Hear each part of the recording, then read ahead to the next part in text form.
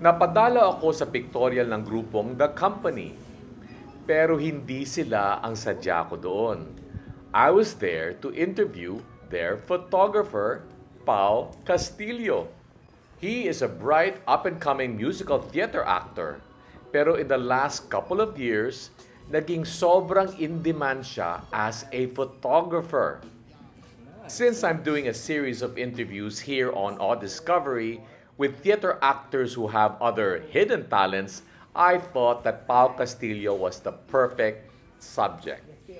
Halikayo, alamin natin kung paano nababalanse ni Pao ang kanyang dalawang career as an actor and as a photographer. Pao! Hello po. Kailan ka nag-start ng theater? Give me muna your background. Theater. Oh. Nag-start po ako sa CSB. Scholar ako. Talaga? Yes. Pero college lang talaga ako nag-theater. So pagkapasok ko sa CSB, nag-start ako ng maghanap ng org. Nauna yung Glee Club. Tapos, hindi ko mahanap yung theater org. Tapos nasa taas pala. Yung may area kasi doon na doon lang yung parang org week. Tapos nasa plaza lang sila lahat. Hinahanap ko talaga yung theater. Kasi gusto ko talaga i-try nung college. Tapos hindi ko siya mahanap. Anong course mo? MMA, Multimedia Arts talaga po yung course ko sa CSE. Nung ang nakita ko lang, choir. Okay. So, nag-sign up ako sa choir. Tapos nag-CR ako sa second floor. Meron pala silang, nasa labas lang sila ng office. So, buti na lang nahanap ko doon. Tapos from there, nag-sign up ako. Nagtuloy-tuloy, naging scholar ako, as in buong college. Theater Really? Scholar ako, yes. Wait, so sumali ka muna ng parang extracurricular activity? Yes, opo. Parang may play sila? Sa Ganun? org, yes, yung mga org. Tapos, paano nila na-assess na, bigyan ka na namin ng scholarship? May ganun po talagang program na hindi ko alam. Pwede pala siya sa freshman talaga. Okay. Hindi ko alam na pwede talaga yung maging scholarship pagpasok mo. So, ang nangyari sa akin, may 1 year akong evaluation. Sino ang nag-assess na... Yung cultural office po namin. So, from there, naging 100% scholar ako ng CSP. Pero did you have to shift courses? No. Ano lang talaga siya, org talaga siya. Basta importante lang, you were doing the theater on the side. Yes, tapos wala ka lang bagsak na grade. Tapos tuloy-tuloy yung scholarship mo. Yun yung nangyari sa akin. So, yun talaga yung start ng theater ko. Tapos after nun... Naalala mo ba ako nung first play mo doon? Yes! Ano yun? Yung Religio Mores et Cultura. As in, about siya sa brothers ng Lasal. Okay. Ang nagsulat ay si Sir George De Jesus. Talaga? Yes, tapos yung cultural, nag-direct? yung head namin sa cultural office, si Sir Hill Castillo. Siya yung nag-direct, pero si Sir George yung nagsulat. Yun yung first play ko talaga. Tagahawak ako ng, alam niyo yung naka-blue light na ship. Tapos nasa likod ng illustration board. So pag naka-blue light, mukhang yun lang yun, tapos nagpo-float. Yun yung role ko. Okay. Ako pa siya yung ship, ganyan. Kasi about siya sa war ng nung brothers time. Ganun. Yun po yung unang role ko at saka unang play ko talaga. Anong feeling nung una kang sinalang sa stage? Was it, ako when I acted the first time, accidentally, I felt like, wow, fish in water. At ganun din ba sa'yo? Parang, did you feel na, uy, kaya ko to, or... Kasi nung pong high school ako, active na talaga ako. Wala kaming theater nung high school. Pero active na talaga ako sumasali sa mga singing contest, sa mga So, parang, hindi ko alam na, para siyang familiar feeling lang. Ang nangyayari lang, iba talaga yung process ng theater. Pero once on stage, familiar feeling siya sa akin tuwing lumalaban ng contest, tuwing nagpe-perform dati sa high school. Kasi maraming tao, tas ako lang mag-isa. Parang, yun yung weird na parang, ang familiar lang niya. So, alam ko na gusto ko siyang gawin. Okay. May ganun eh. Hindi ka nahirapan? Hindi po. Honestly, hindi din sa pagyayabang. Yung rehearsals mahirap, pero yung pagdating sa stage, parang kung yung iba ang sinasabi, fish out of water. Ako yung isda na bakit ako matatakot, naglalangoy lang ako sa tubig. Ganun yung feeling ko sa stage. I see. Yun lang. Natural sa'yo, in other words. Parang kung ganun, opo. You were fish in water. Yes. Ganun yung feeling ko talaga. Okay. Kasi ang laki ng difference ng pagkanta sa pagme-memorya. Yes, yun lang. Yung process. Yung process po yung ano. Pero yun yung first director, yung nababato ka, ganyan. Pero na-excite ako, never ako natakot. Tapos nagkaroon talaga kami ng moment ng nanay ko na nag-aaway kami kasi mas gusto ko na mag-theater kasi may ganun talaga na parang, pero kailangan ko i-maintain yung grade ko kasi nga scholar ako. So, pero multimedia ang course mo, yes po. Which would be what? 5 yung major namin na pinag-aaralan talaga namin. 2D animation, 3D, web design, graphic design, game development. Yun po. So mas computer-based? Yes, computer-based talaga. Graphics talaga. Okay. Ganun na talaga. Para siyang advertising, fine arts na computer-based na talaga. Parang ganun yung definition. Tapos kami yung pinakamarami talagang population sa SDA. MMA talaga yung madami. Okay. So, kailan mo, yung sinabi mo na at one point, parang mas gusto mo na mag-focus sa theater, when did that happen? Anong feeling? Parang mga third year college yon dito. Third year college, yung tinatamad ako mag-aral, ang nilulook forward ko talaga, rehearsals. Okay. May rehearsals kami 6 to 9, yun lang yung nilulook forward ko. Tapos, nag-a-adjust ako ng schedule ng classes based sa rehearsals. Doon, yun na yung nagiging priority. Para may time ka sa gabi. Yes, yun po yung so, hindi masyadong maaga ang next class mo. Yes, opo. Or, ilalagay ko lahat sa umaga para sa gabi. Pwede ako mag-rehearse ahead din. Tapos, yung formal rehearsal na talaga. May ganun. Or, ilalagay ko sila sa 2 araw lang for the whole week. Okay. Para the rest of the week, yun lang iisipin ko, magre-rehearse ako. Nag-away talaga kami ng nanay ko. Okay, wow. Pero nakagraduate ka? Yes, opo. At saka, yung scholar nga po kasi ako eh. So, kailangan hindi ko talaga din pwedeng pabayaan. Kasi ang gist naman nun, kapag bumagsak ako, sa amin, pag bumagsak ka, suspended ka for the whole term. Hindi ka makakasama sa production. Oh. So, hindi ko din talaga pwedeng pabayaan. Kaya, nag-hand-on-hand talaga siya. Yun. Ano ang una mong professional salang? Sa TV, San Jose ng Sapatos. Nag-audition ka? Yes, opo. Ng 2013 or 14. Okay. Yun po yung una kong audition.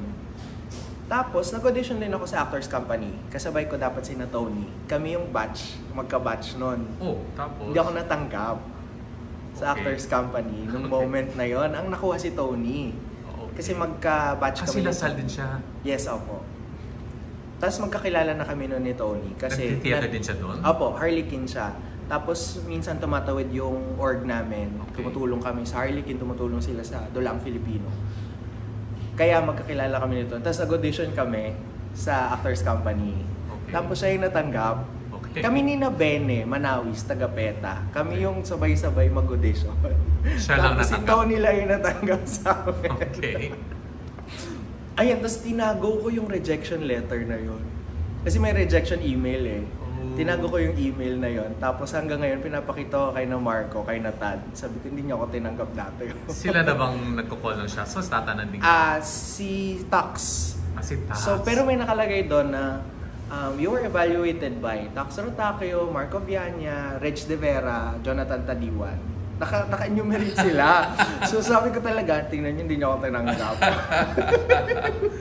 Tapos yun, ang una kong show, San Docena. Audition na yon. Audition po yun. Okay. Na ang pinaka nakakatakot, takot na takot ako kasi gusto ko talagang makapasok. Kasi nga hindi ako nakapasok sa AC. So, sabi ko, gusto ko talaga mag-TV, gusto ko mag-theater talaga sa CCP. So ang ginawa ko, nung callbacks, tiningnan ko kung sino yung mga lalaki, tapos sinilista ko yung bagay sa kanilang role. As in, may ganun. Tapos sabi ko, wala sa akin. Kompleto sila, tapos wala ako. Kasi bagay sa kanya, so nilista ko na siya yung makakas dito, siya yung makakas dito. Tapos puno na yung roles, tapos parang, wala ako. Pero sa akin lang yun. So natataranta na ako kasi nga, walang bagay ata sa akin yun, tapos hindi ata ako tanggap. Pero ayun, nakuha nila ako for... Malaki ba yung role? San Jose ng sapatos kasi maliit na show siya. So, Yeah. isa ako sa mga sapatos. Okay. So, ako si Bluey noon. It's coming Nauulitin back, niya. by the way. So, Ano po yan? may revival, di ba? Yes, ngayon. Na ako naman ngayon mag-stage design. Oh. So, sobrang close to my heart talaga tong show na to. Kasi nga, first show ko. Tapos ngayon, ako yung gagawa ng space nila. Kami ni Marco. Okay. So, wala nun, tuloy-tuloy ka na sa TV? Yes, opo. Hindi. After noon, nagtry ako mag-audition sa iba. Pero hindi talaga ako wala din naman kasing bagay sa akin na nagigets ko naman. So nagtry ako mag-audition sa mga ibang shows. Tapos yung isang show na lumipad sa ibang bansa, ayun. Tapos pagbalik ko, nag-TP na, yun, nagtuloy-tuloy sa TP. Tapos yung pong trabaho natin, first straight play ko yun. Yung Bantayog ng mga bayani. Oh, talaga? Yes. Yung Bulong-Bulungan. Oo. First straight play ko po yun. Sa labas. Musicals ka lang most of the time? Kasi musicals lang yung nag-open auditions. Ay, correct. Sa TV? So, yes, sa TV. Tsaka sa iba. Okay. So, noon, sino ba kumuha sa akin? Si Miss Dali ata. Dali, siya nagka-casting. Si Miss Dali. Hindi ko alam kung saan ako nakita ni Miss Dali. Pero siya yung kumuha. So, first straight play ko. Galing ng cast na yun, Yeah. Fairness, kayong tatlo. Sina Tatay Joel. Oo. Ayun. Yun yung dalawang first ko talaga. Okay. Stick. And then you started yung saan ka yung halos bida ka na dun sa TV. Opo, ang sunod kong show after San Lucena, Mabini Mandirigma. Okay. Na ako yung sa 4 na run, yung first run lang hindi ko nasalihan. Mm-hmm. Yung second run, ako yung Batang Mabini, kami ni Liesel. Yeah. Yung pangatlong run, si Liesel. Nilagay nila ako sa Ansam. Tapos, nung pang-apat with Monique, ako na yung Pepe, yung alalay ni Mabini. Right. Ayun, puro revivals din po kasi yung nasasalihan ko. Oh. Konti lang talaga yung original na nasalihan ko na kami yung nag-originate ng cast. Well, you were original sa Balag. Yan, first lead ko yun sa TP. And you're so good there, wow. Sayang yung show na yun. Oo nga eh. Nabagyo tayo. Sobra, di ba? Lahat na lang ng kamalasan na daanan. No? But you were so good. Doon kita na-realize na ang galing ng bata. Thank you Really. po. You're acting, kasi you're so, parang, ang tawag doon, intuitive. Parang hindi ka na kailangan sabihan pa paano mo gawin na nagagawa mo. Which is not that common. Karamihan ng tao kailangan mo talaga bigyan ng very clear, ito gawin mo. Kasi ikaw instinct lang. Gusto ko talaga siyang gawin Ayun. Ang nakaka-stress lang, gusto ko mag-grow. So, nakaka-stress for me. Kasi pag nakikita ko yung mga works ko, as an actor, napapangitan ako. Yung ang stress ko lang niya kasi gusto kong mag-grow lang na mag-grow. Yeah. So, ang hard sa sarili ko, parang may ganun akong sakit na ang hard Bukod ko sa TV, sarili saan ka ko. pa umarte na? Resorts. Okay. After ng maraming TP sa resorts na po, El Bimbo. Importante talaga ito kasi kaya tuloy mo yan ha. Kayang-kaya mo yan. Basta ba? Kuyang-kuya. Huwag kang matakot, di mo ka alam na di nilang ako sa iyong tabi. Di kita pababayaan kailanman. Promise. Promise. Alam mo Tito, konti pa lang talaga yung nasasalihan ko. Wala pang I'm surprised hindi ka pa nakapagpeta. malayo po kasi. Hindi ako nakakapag-audition sa PETA kasi Batangas-based ako dati. Okay. So ang hirap pumunta sa QC. Ayaw. Tapos loob na loob pa yung PETA. Yeah. Kaya parang wala pa akong na-auditionan sa PETA noon. Okay. Pero yun, konti lang po pa rin ang nasasalihan ko talaga. Pag nagkikwentuhan yung mga tao ng mga nasalihan nilang shows. Tapos pag binibilang ko talaga, parang 15 below pa lang yung nagagawa ko. Really? Yun Kasi Mabini, 3 rerun ng Mabini, 2 rerun ng El Bimbo, Balag, yung sa 3 TP pa. Wala pa po talagang lalampas ng 15. Wow, ha? Kasi ayun, TP Resorts, yung pa lang yung nasasalian ko. And yet pa, parang ang dating is parang nandiyan ka na. No, I mean parang very established. Kasi Opo. siguro, I mean kasi maliit lang naman ang mundo natin Yes, yun nga eh. Sa current generation ngayon, isa ka na doon eh. So parang ang impression sa amin, the older ones Marami is... na ako Oo, marami ka na nagawa. Pero promise, pag binibilang ko, pag nag-aayos ako ng resume, sabi ko, wala pa talaga. Wala pa talaga. I mean, thankful talaga ako na nandito ako ngayon, kung nasan man ako. Na I'm way past kung nasan ako dati. Pero yun nga, pag binibilang ko, ang dami ko pa talaga matututunan. Pero wala naman sa numbers of plays eh. Ang importante, markado yung dinambaran eh. Which brings us to, how did you get into photography? Yun, dahil nga po multimedia arts ako sa CSB. Pero, ang ano nito, wala kaming photo major. Ang photography ng multimedia arts, electives lang. Okay. So, 5 lang yung elective namin na pwedeng pag-enrollan. 2 doon, kailangan, required kami na sound. So, kung ano mang sound related. Tapos 3 na lang yung, kung kayo na yung bahala. Yung 3, binuno ko talaga na photo classes siya. So, yung 3 photo classes. Kasi, noong high school ako, photojournalist ako ng school namin. I see. Pero hindi din ganoon kaseryoso. I mean, picture lang, wala. Tapos, nung na-try ko ulit siya, nung college ako, parang na-miss ko ulit siya. Nagustuhan kong kumukuha ng photos. So, lahat ng electives ko, yun yung ginawa ko. Tapos after nun, during college, lumarakit na ako ng wedding photography events. Talaga? Nung college ako. 4th year. Actually, medyo kumita ako nung 4th year sa wedding photography. Kasi ang dami din. Madami din naghanap. Tapos, mas ako yung kinukuha nila kasi estudyante. So, medyo mababang rate. Okay. So, kinukuha nila. Pero ako, dahil nagbe-build ako ng folio, inaayos ko yung trabaho. So, magaganda yung mga nakukuha nila. Sabi nila, nagugustuhan naman nila. So, doon nag-start yung folio ko. 4th year pa lang. Tapos, after ko gumraduate, idol ko kasi talaga si na Jojit. Yeah. Nung college pa lang ako. Yeah. Meron kaming ginawang magazine. May finals kami na magazine. Ang feature namin, group namin, is G-Force. Ay si Jojit yung kumukuha sa G-Force. So, kinontak namin si Jojit para makuha yung makahingi ng photos kasi sabi nung G-Force, hindi namin sila pwedeng shoot. Kailangan yung photos lang ni Jojit yung gagamitin namin. So, kinontak namin, binigay naman niya yung photos niya. Tapos nakita ko, ang gaganda ng photos niya, tsaka kung paano siya mag-process. So, as in, marami influence sa akin si Jojit. Tsaka yung, films. Yeah. Yun, mas yun. He's fantastic. Yes, sobra. Naisip mo ba na advantage yun?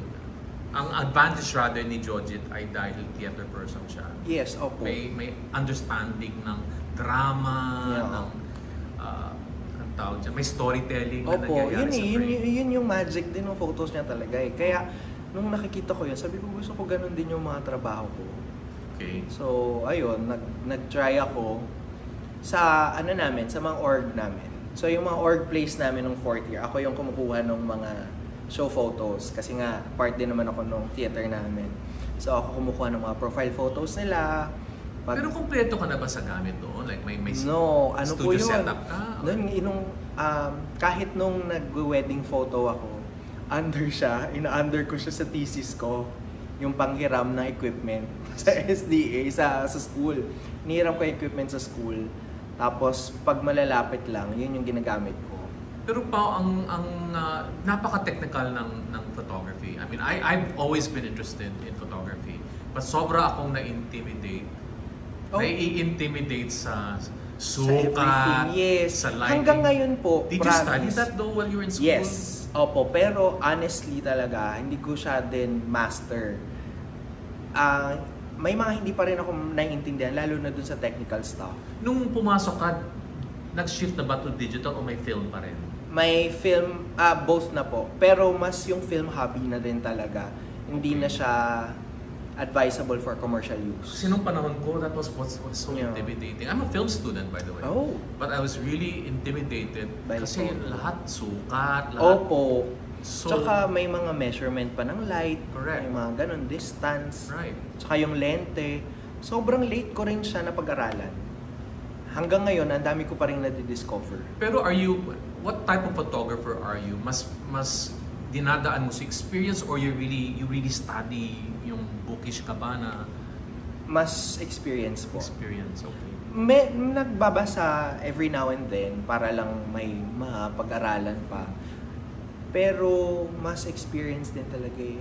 Ewan ko, sabi nila well kasi artist, yung feeling ko na artist na pulso. So kung anong show yung gagawin ko, doon ako nag-a-adjust. Kung sino yung client ko, doon din ako nag-a-adjust. Hindi siya masyadong sukat talaga.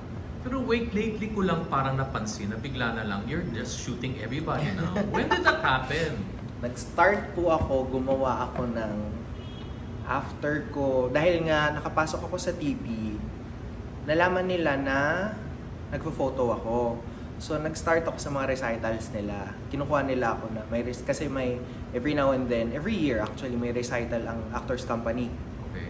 Tapos kailangan binibentahan pa rin nila ng tickets yon. So may mga small promos sila. Kinukuha nila ako for that. Very small time lang naman. So kung anong available, kung saang space, tsaka kung sinong available, yun lang yung pipicturan. Nag-start ako noon, Tio Vanya, Uncle Jane. Yung ginawang Tagalog ng TP. Okay. So yun yung unang shoot ko with Actors Company noon. After noon,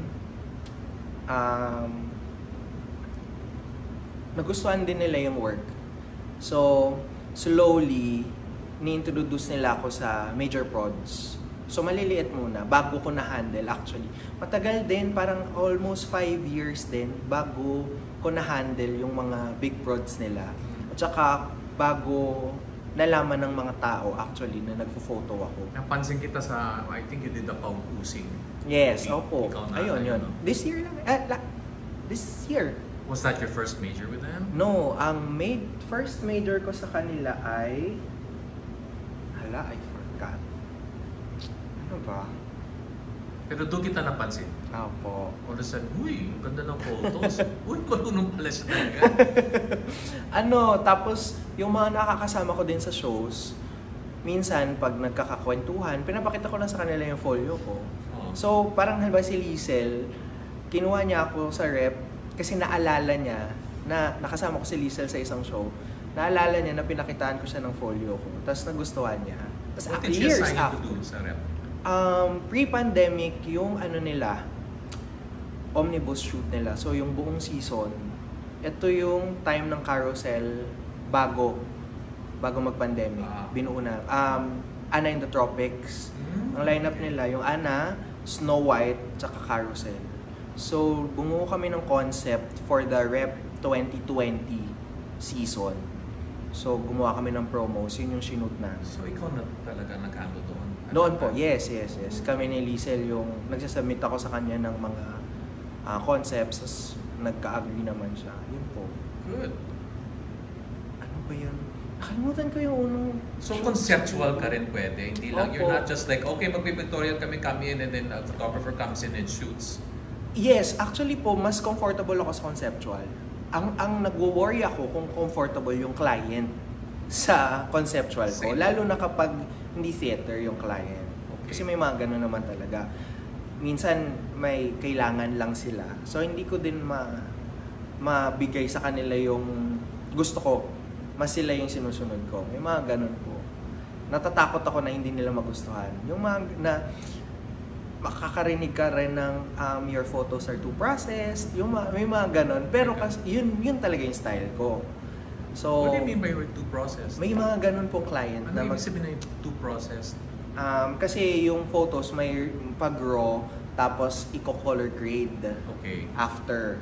So Okay. pag sinamit ko sa kanila, minsan hindi nila nagugustuhan yung kung paano ko na color grade, kung paano ko na ayos. Pati yun ikaw bang gumagawa? Opo.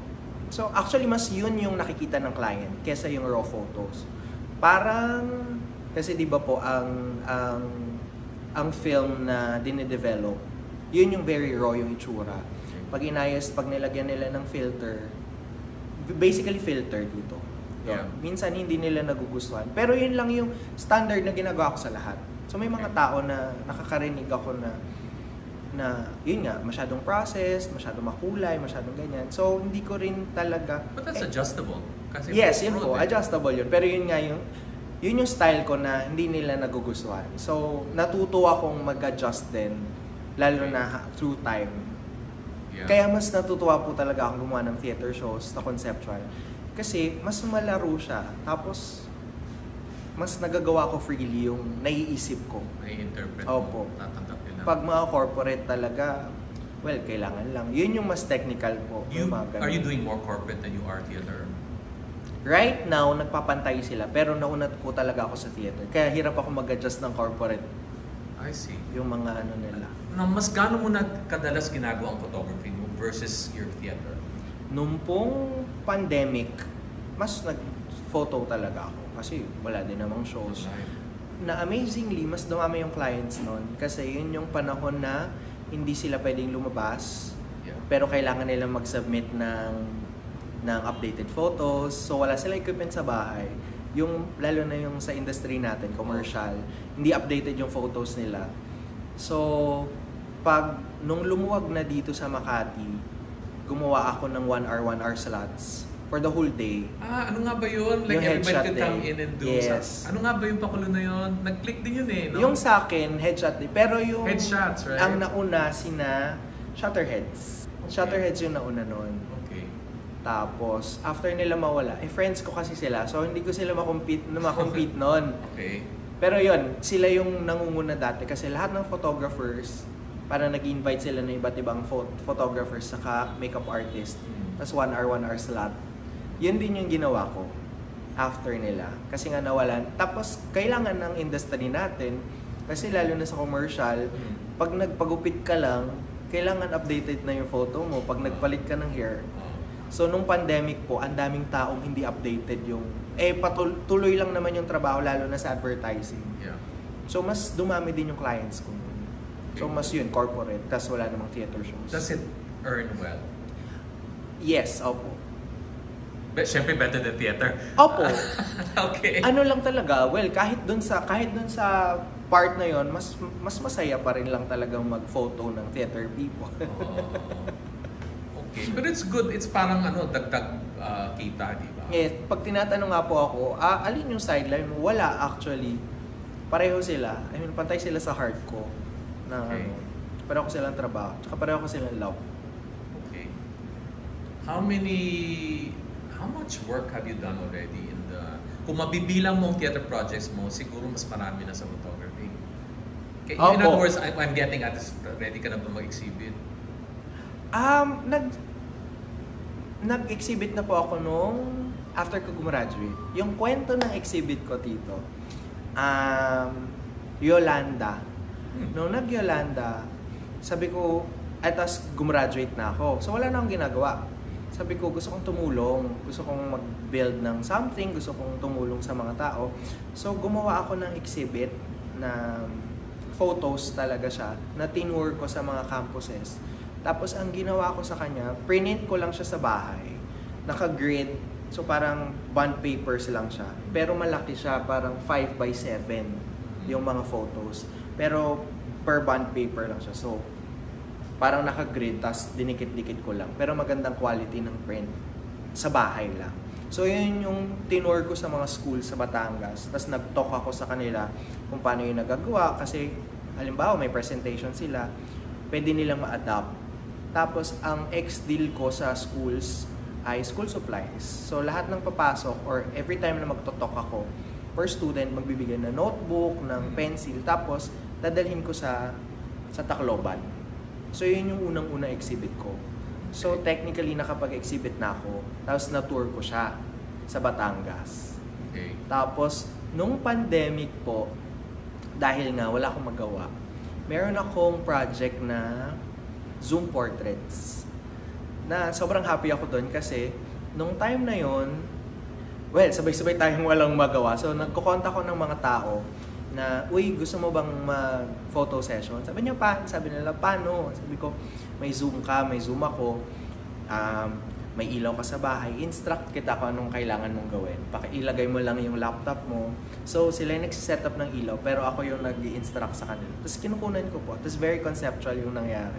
Okay. Kasama ko dyan si Kaki, si Fee. It would be Kaki. Yes! Si Fee, si na Marinor. Mostly theater people, pero ang masaya nun, pati yung friends ko sa ibang bansa, at saka sa mga La Union, yung malalayo, kinonta ko rin sila. Tapos willing go sila. So, catch up na rin yung nangyari. That's interesting. Oh, yun, tapos Zoom lang talaga siya. Okay. So yun, sinubmit ko yun. Ayun yung nakahanda kong isubmit sa mga exhibits din. So parang nag-iipon lang ako para ma-print siya ng maayos. Pero meron po. Meron ka na ready pinaplano. ako, yes. Okay, yeah, that would be great. I've been telling Jojit, your work Ay, kasi ang dami niyang coffee table book din. Sabi ko, mag-exhibit ka na, puro theater do. So you are also ready. Ang dami din mga photographers na galing sa theater. Yes. Ray Malochenko is one. Who Si else? John Gonzalez ngayon. No. Si John Mayo.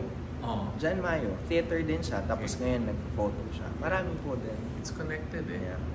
Tsaka mas masarap. Yun nga, mas naiintindihan. Mas naiintindihan. Halimbawa, mas naiintindihan si Kuya Jojo Mamangon. Sobrang galing niyang mag-dance photos. Yes. Kasi dancer siya. Correct. So alam niya yung pulso ng Yes. dance talaga. Kaya ang kaganda ng mga photos niya sa dance Yeah. talaga. Yeah, they are beautiful. Yeah, maybe all you guys should like put something omnibus na lahat kayo nandyan. And then we'll all buy our photos from you. Great. At least I saw you at work. And I love how they trust you, mga performers. Kaya ang tagline ko actually sa website ko, an artist for artists. Oh, nice. Yun talaga yung kasi gets ko rin yung kailangan nila. Oo. Lalo na for yun nga, yung mga updates, Oo. gets ko. Nagigets ko na pag nagpagupit ka, kailangan mo na talaga ng Okay. bagong headshot. Okay. Mga ganun. Alright. What's your next show? San Jose ng Sapatos, I'll be doing the stage. Tapos, next year, meron na rin. Hindi ko lang kung pwede i-announce. Okay. Pero meron na ako next Ate year. ka? Yes. Good. Yes. After... Plus we're doing Rama again. Yes. Okay. Yon, Rama. Okay. Oo nga pala. Feb. Oh. Ayun. Thanks, Paul. That was. Thank you, Tito. Do you want to say anything else? I mean, like, you know. Salamat sa trust ng mga tao. I mean, yun lang yung mabibigay mo sa world din. Para lang Yeah. tumuloy-tuloy siya. Parang huwag ka matakot mag-trust ng... Kasi doon nagsistart yung pag-ikot ng makina ng mundo. If you trust someone, Yeah. magtutuloy-tuloy yan. Huwag kayong matakot mag-trust, lalo na mga bago. Parang yun. Good testimony. Thanks, Paul. Thank you, Congrats Tito. for this wonderful thing that you're doing. Thank you po.